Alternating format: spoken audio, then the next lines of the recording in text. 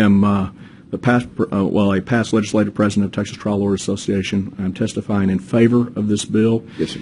And both as former president of TTLA and individually, I have a unique story to tell you about one of my clients that happened to her while you guys were down here doing the state's business right now.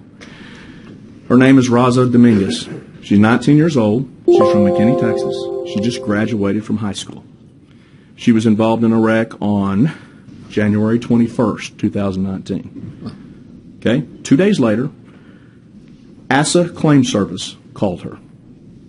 Said, we're going to give you $1,000 to make this claim go away. Essentially. This young lady didn't know anything about anything, essentially. ASA Claim Service orally read out what amounts to an oral release over the phone and had her agree to it, and she released her claim. The same day, the very same day, she calls them and says, listen, I don't really want to do this. I don't really want to do this. And they said, I'm sorry, it's too late, so sad, too bad. Adios. And Ms. Dominguez called me. I looked into it. I got a copy of the audio recording. I understand that it's already been presented to you guys, but at the end of this testimony, if you want me to, I'll be more than happy to play it. It's 2.5 minutes long. But essentially, she gave up all her claims. Now, why is that important? For a couple of reasons. This young lady has neck injuries, she has back injuries, she has knee injuries. We have, you want to see the pictures of the vehicle here? We've got, significant wreck. It's not an insignificant wreck. Okay? As a result, she's not going to be able to pay her medical bills. She doesn't have health insurance. She works as a daycare worker. She's never going to be able to do that, and this very well could cost her, and it could drive her into bankruptcy, is what we're dealing with. Now, in Texas, we protect clients from lawyers in the immediate aftermath of a wreck. We understand that can be abusive, and this is for people that are supposed to be acting on their behalf, people that have a fiduciary duty. So we have disciplinary rules.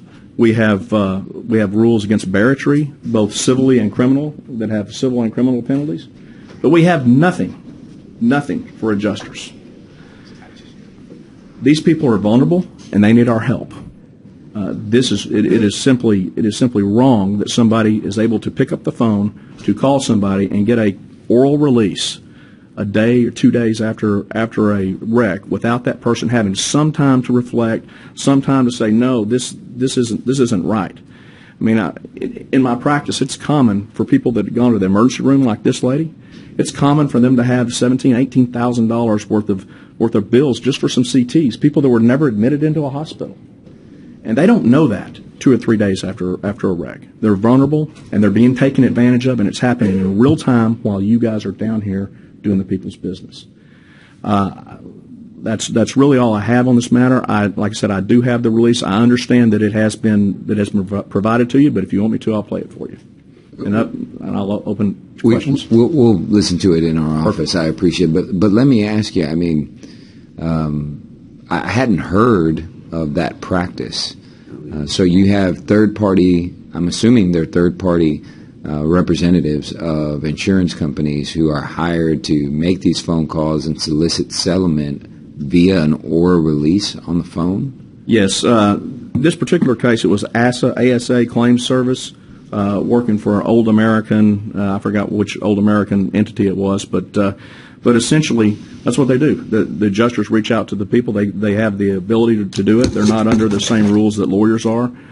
So they reach out to them early, and they understand that if they can get a claim resolved without a lawyer, that they can do it much more cheaply and sometimes in an abusive manner. That's what we're seeing real time. The Fifth Court of Appeals in Dallas has approved the use of these oral releases, and that's why Representative Johnson's bill has specifically in their oral or written releases. She recognizes that this is happening out there.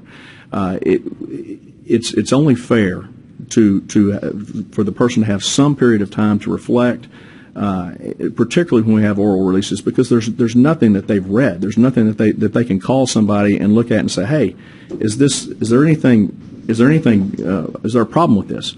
When I have a 19-year-old high school graduate that listens to a bunch of legalese, she ain't going to know anything. No way. Yeah. She ain't going to know anything. Yeah. And as a result, she gets taken advantage of, and we all lose. The medical providers lose in this situation. They don't have the money to pay their bills. Vice Chair Alverson. John, just a couple quick questions. So I'm reading through the bill. As I understand it, if this agreement is entered into before 46th day, essentially that injured party has up to a year to essentially void that. It's voidable, yes, sir. So with respect to the policyholder on the other side who's seeking closure on this, why go this route? Why make them play this uncertainty game for a whole year? If you felt like this practice was abusive, why not just put a cooling off period at the beginning and say that you can't enter into the agreement like this for 30 days or 15 days or 45 days or whatever? But why go this route? It seems to me like you're subjecting the policyholder on the other side to an unreasonable period of uncertainty where they're not really sure if the claim's really settled or not. Well, sir, please understand that we have a 2-year statute of limitations on these claims anyway. So most people go into a wreck situation knowing that there's a 2-year period of uncertainty. This is not an extremely long time period for somebody to cool off, to look at it, to figure out, how bad am I actually hurt? Yeah, no, I mean, part of the biggest issue I have is I have clients from time to time that will come in. They say, you know what, I'm hurting a little bit, but I think I'm going to be okay. And then 2, 3, 4 months later, I'm running into, more and more care, additional care, radiating pain, and next thing you know, they're having somebody telling them they need a surgery. Okay, I mean, this gives them an opportunity to make sure that they really know how bad they're hurt before they give up their claim finally. So I understand, but I'm not sure you directly answered my question, okay, which is why not just have a cooling off period initially instead of creating this period of uncertainty that persists for an entire year where we think the claim is settled, but it may not necessarily be settled?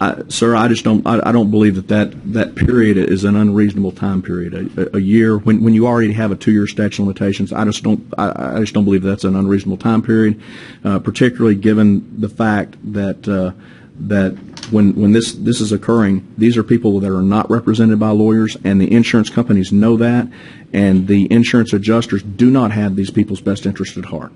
Okay, I'll just leave it at that. I mean, that's fair. I think we just need to disallow oral agreements over the phone by a party not represented by counsel. I think that's just bad practice. There's no way an unsophisticated, unrepresented 19-year-old or frankly 30-year-old who's not in the world of the practice of law is able to appreciate what they're doing over the phone. So it might be something we look at. Okay. Did you have a question, Ms. Johnson? Okay. Thank you. Any other questions? Thank you so much. Thank you.